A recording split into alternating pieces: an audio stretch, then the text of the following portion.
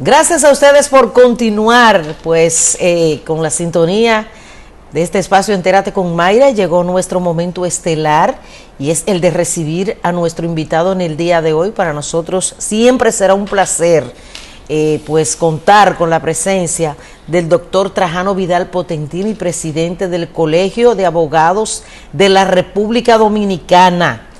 Doctor, gracias por siempre decir sí a nuestra invitación y poder siempre sacar la parte positiva, instructiva, que es lo que buscamos, ¿verdad? A todos los televidentes, con este diálogo que siempre armamos aquí en compañía del señor Don Eli Helliger. Gracias por estar aquí.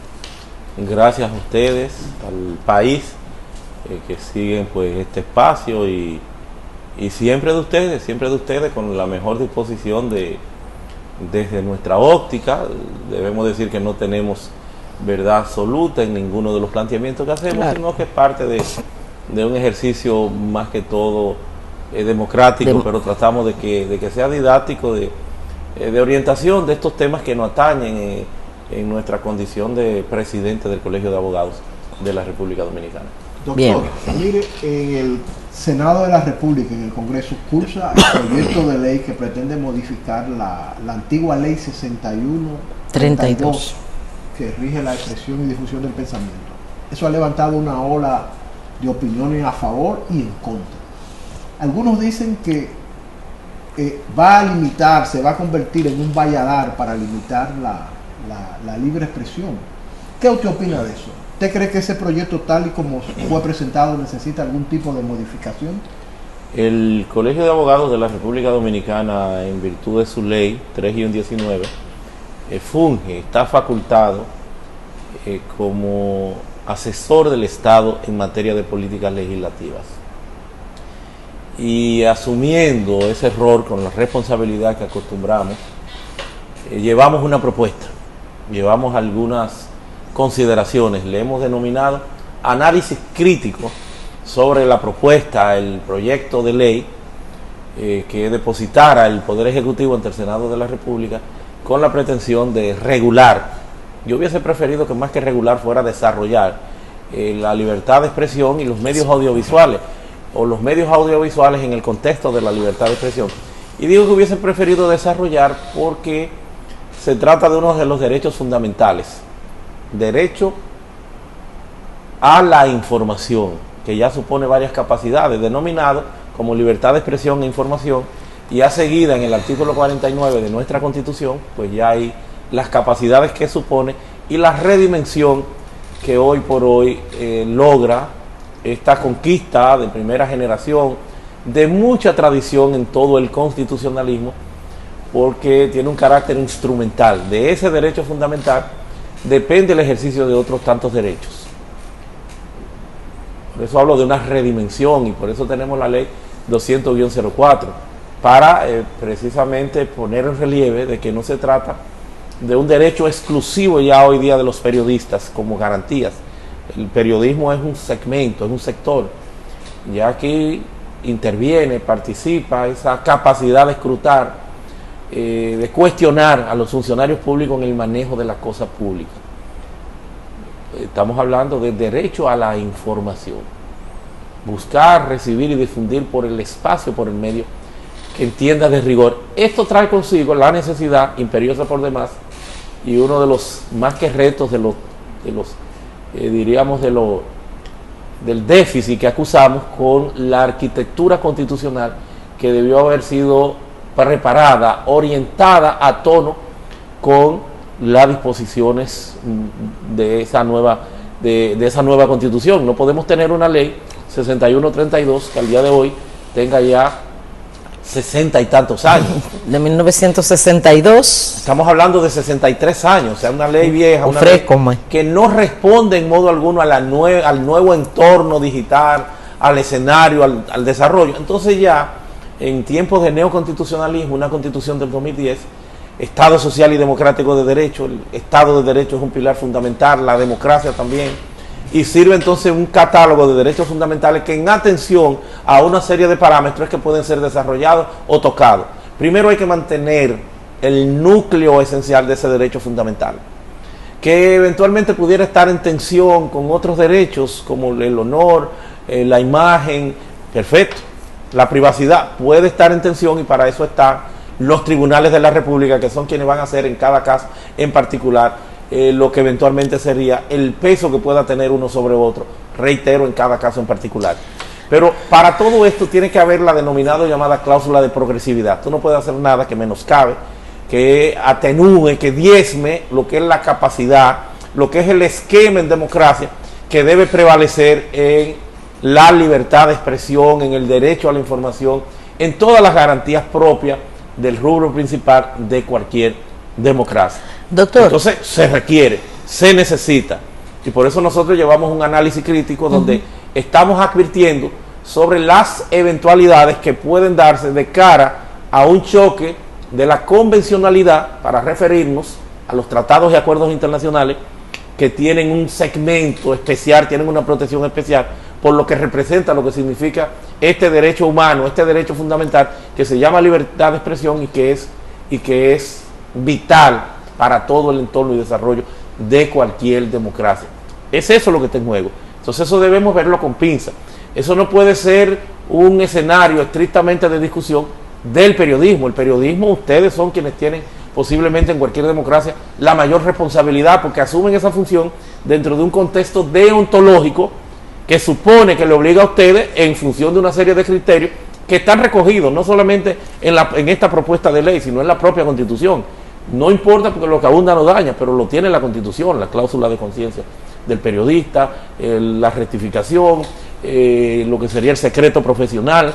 Todo eso está considerado en ese artículo 49, con especial atención y cuidado a ese acceso también a las fuentes de información, porque el periodista juega un papel esencial, fundamental en el desarrollo, por la masificación, por la expansión que hoy por hoy tiene las redes sociales. Todo eso es positivo del periodismo, pero no solo el periodismo, es lo que le hemos pedido, de que hay que aperturar, hay que abrir vistas públicas, y los datos que nosotros servimos como Colegio de Abogados en ese informe crítico, ya detallando lo que son, a juicio nuestro, las debilidades, las falencias que tienen que considerarse y que vamos también hoy, entiendo yo, aquí con ustedes, a discutir, a examinar, porque no solo es crítica, nosotros somos propositivos. Esto está mal y en la forma que debe estar bien es reconfigurando, es desarrollando esto, porque hay la necesidad de generar cambios profundos, de adecuar el entorno de libertad de expresión a lo que es la realidad, pero no para una inconducta que se presente en particular.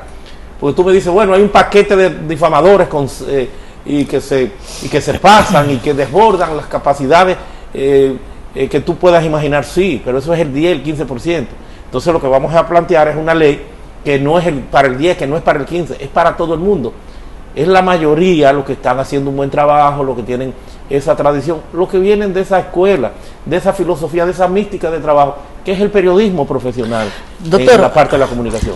Nos gustaría saber cuál es su posición frente a esa propuesta que hace el jurista Nanfi Rodríguez de proponer a la comisión que estuvo trabajando con este proyecto de excluir del mismo a las plataformas digitales. Él dice que esto es uno de los puntos que más controversias ha causado en el ámbito. Entonces, ¿cómo quedaría el proyecto si ciertamente se asume esa petición, esa posición de Nanfi? Rápidamente debo decirle que el proyecto tiene 75 artículos, varios capítulos, 9 títulos, muchos numerales, párrafos, y en los primeros 15 artículos hay una redacción muy positiva. De hecho, parecería estar alineada desde el punto de vista de la técnica de redacción a nivel legislativo, alineada con los principios y valores de la Constitución en esos 15 artículos, porque se hace un levantamiento en las consideraciones de los vistos, de prever la Constitución, los acuerdos, los tratados internacionales y todo lo demás. Y replica muchos de los temas que están en la Constitución, a lo que yo hacía referencia, de las garantías que tiene que tener el periodismo, porque la concibió en principio el periodismo tradicional, es que la ha concebido, que se sentaron a discutir eso.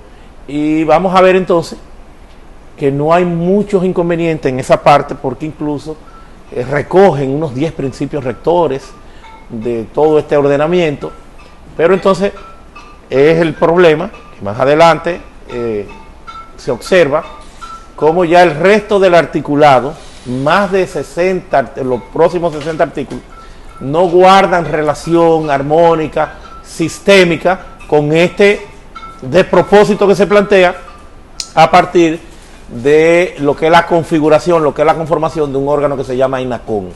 Ahí es donde está el inconveniente, el INACON, de que es un órgano que desborda todas las capacidades. ¿Usted cree que se podría convertir en más que en regulador, en persecutor? Bueno, no solo en persecutor, sino en censurador, en controlador, y no es posible, no es viable, porque este desborda las capacidades racionales de cualquier órgano. Tiene, por ejemplo, la posibilidad de cerrar un programa, una empresa periodística por 90 días. Wow. Puede imponer pena, no sería mínimo. Pena, en este caso multas. De entre 30 y 200 salarios. Ustedes saben lo que son 200 salarios, más de 4 millones de pesos. De que discrecionalmente, que le manda la ley también a que busque la armonía, la proporcionalidad, eso no le toca a un órgano. Un órgano no tiene eso es propio de los jueces. Como también la tutela judicial efectiva, el debido proceso de ley, el debido proceso administrativo que debe mediar en una decisión de esa naturaleza donde tú pudieras estar afectando la libertad de empresa, pero con el inconveniente también de que tiene muchos términos que son abiertos, que son subjetivos, discrecionales, vagos, ambiguos en el contexto de esa ley, que deja entonces un margen de interpretación y con ello la discrecionalidad de parte de este órgano. Tú me dices violencia desmesurada. Bueno, ¿qué es la violencia desmesurada? Ello supone que hay una que es mesurada. ¿Cuál es el criterio? ¿Qué es una ofensa a la dignidad? Una ofensa a la moral. O sea, tú tienes que tasar eso es fundamental. Tú tienes que exponer, tú tienes que darle alcance a ese contenido. En ese punto nosotros estamos planteando de que hay que hacer un glosario, una definición que le dé contexto, que le dé vigencia, que le dé vida y alcance a todos estos conceptos ambiguos.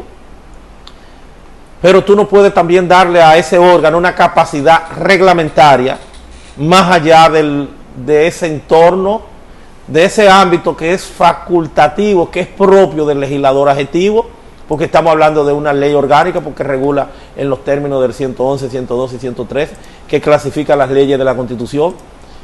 Es una ley orgánica que necesita, para ser desarrollada, para ser cambiada, necesita de una mayoría calificada, porque está regulando un derecho fundamental.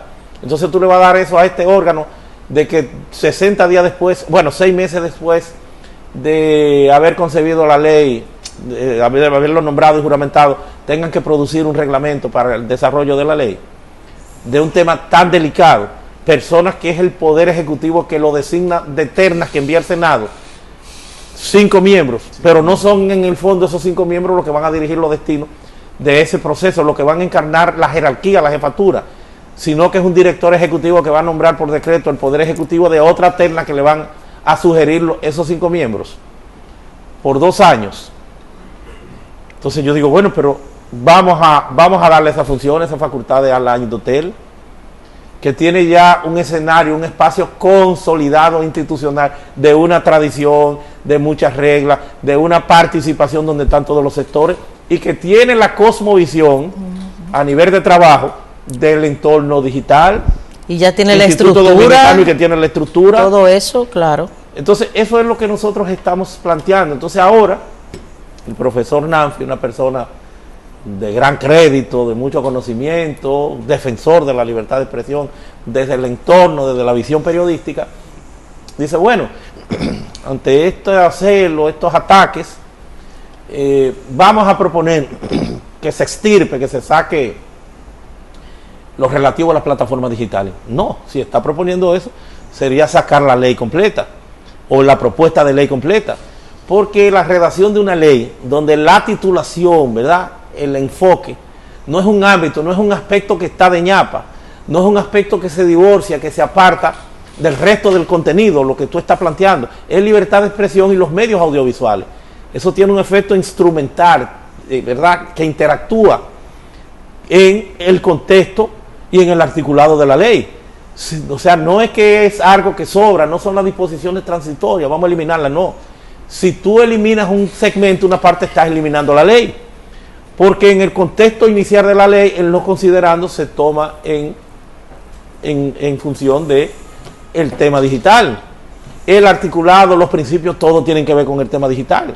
Es un contexto único, armónico, sistémico el que tú tienes en la ley. Tú tendrías que hacer de extirpación un trabajo con pinza que no daría lugar, no daría resultado. No es el caso las candidaturas independientes, por ejemplo, que aparece en la ley 2023, la ley orgánica del régimen electoral, que era 15-19 anteriormente. No es eso, porque eso aparece desvinculado del resto del contexto de la ley. Entonces tú eliminabas eso de la ley, ya no lo tienes en la ley, no tiene ningún inconveniente, pero esto no, porque el contexto, el proyecto, la denominación prevé el contexto digital. Entonces no hay, lamentablemente, cómo hacer eso. Doctor, ¿se puede regular respetando los derechos a la libre expresión, la libertad de prensa, este sistema tan moderno como son que facilita la tecnología de la información? Incluyendo que no está considerado la inteligencia artificial. En un contexto en donde la inteligencia artificial cada día trae algo nuevo. Se puede... Mira, se pueden controlar, por ejemplo, que el que tenga un programa por uno de esos canales de comunicación, YouTube, respete la libre expresión, respete el derecho a la intimidad del otro. Porque las cosas que uno oye por esos canales son horribles. Bueno, pero es que hay leyes, hay disposiciones. Esta propuesta no dice prisión por ningún lado. Claro que no dice prisión ni tiene necesidad de prever penas, más allá que la desproporción del sistema administrativo que está planteando la posibilidad de que el INACON pueda multas de más de 4 millones y pueda cerrar hasta por 90 días un programa. Porque lo que hace esta propuesta es que deja todo como está y difiere todo el tema punitivo a el Código Penal, que castiga, prevé la difamación e injuria, y de igual forma pues también a la ley de delitos de alta tecnología. Entonces ustedes ven cómo se están poniendo querellas todos los días. Entonces hay un esquema, hay un sistema, porque no es que vamos a resolver con ninguna pena ese problema que es consustancial, es inherente a los seres humanos. La violación, la transgresión, eso es la formación de cada quien. Y yo pongo el ejemplo. Mañana ponemos que pena de muerte para el que comete un homicidio. No se van a cometer homicidios, se seguirán cometiendo homicidios y habrá que aplicar la pena de muerte. Entonces las leyes no están para resolver un problema en particular. Las leyes se activan a partir de la comisión del delito. Ahí es que entran las leyes son un disuasivo, las leyes son una respuesta social. Entonces ya tenemos alguna disposición, como también la tenemos en el Código Civil. ¿Que hay cosas que hay que mejorar? Claro que sí. ¿Que hay otras que no tendremos cómo darle un seguimiento similar al crecimiento exponencial que pueda ir desarrollando en razón de su evolución, como la inteligencia artificial? No tendremos forma, porque la inteligencia artificial va más rápido que el trabajo de los legisladores. Tú dices algo hoy, mañana es otra cosa y sigue desarrollándose. Se habla hasta de singularidad tecnológica, como una expresión de donde sería imperante ya la hegemonía absoluta en todo el proceso, en toda la vida de la denominada llamada superinteligencia, que no sabemos si hasta predicciones apocalípticas como las que se están generando en ese ejercicio, ni siquiera tanto de futurología, de temas eventuales que pudieran darse, porque eso está ahí ya.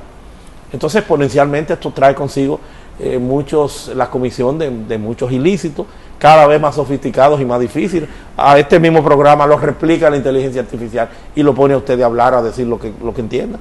Ay, padre. Todas esas son realidades que están ahí, que están latentes. Y que hoy te dicen que aun cuando la tendencia interamericana, mundial, es la despenalización por lo que supone este derecho instrumental que se llama libertad de expresión, la despenalización del delito de opinión, esa es la tendencia. Yo no estoy de acuerdo con despenalización, ni podemos hoy considerarlo, porque ciertamente este crecimiento exponencial de la tecnología trae consigo también un desarrollo sin precedentes de la criminalidad en todos los escenarios.